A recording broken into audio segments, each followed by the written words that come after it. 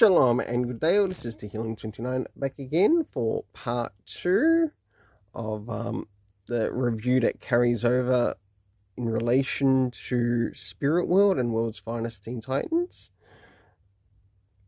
As for now, we cover the Superman Annual of 2023, Issue 1.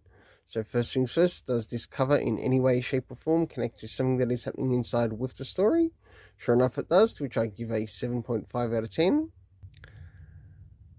Now it's time to move into the internal art, which we'll have a look around the beginning, middle and also the end, and I'll move into the racing for the art. So as the story begins, we have Superman up against the Toyman in Metropolis, and we do actually get a comic reference to some of the previous issues of the Superman run. Something I didn't quite note down, but I did actually miss it. But because of that, I'm still sticking with the story rating that I'm giving it. But before that, we are covering what is happening around the beginning, middle, and the end of story with the art and also what's happening with the characters. As we jump a little bit further with the story, we realize that there's still parts of the Parasite still around. We get to catch up with the character of Livewire. And on top of that, we also begin the move into catching up with the Suicide Slum in Metropolis.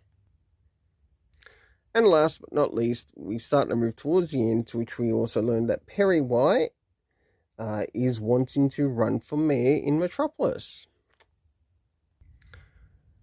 So for the internal art, I give it a 7.5 out of 10, as I quite enjoyed the art alongside with the story. So now it's time to move into the area of the story. Does this story in any way, shape or form include comic references? Yes, it does, which is really early towards the beginning of the book. Next is the area of time, to which we don't get any real indication as to when this is taking place time-wise, or not shown like out in the open in the story. The location it takes place, we have the Metropolis, the Daily Planet, the archives we get to see, and also the Suicide Slum.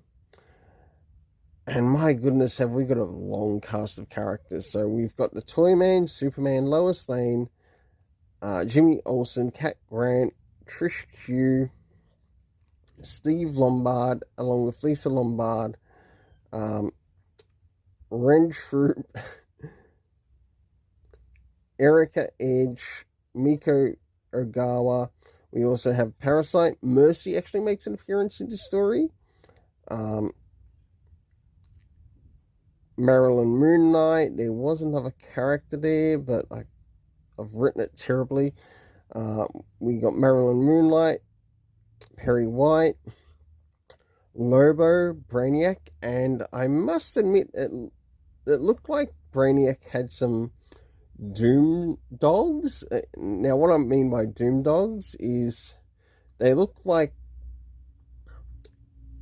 Doomsday, but as dogs infected with the Doomsday virus. So that's the only way to sort of put that. But for the overall story rating in this, I give it a 7.5 out of 10. Until then, let's keep it colourful and have yourself an awesome day.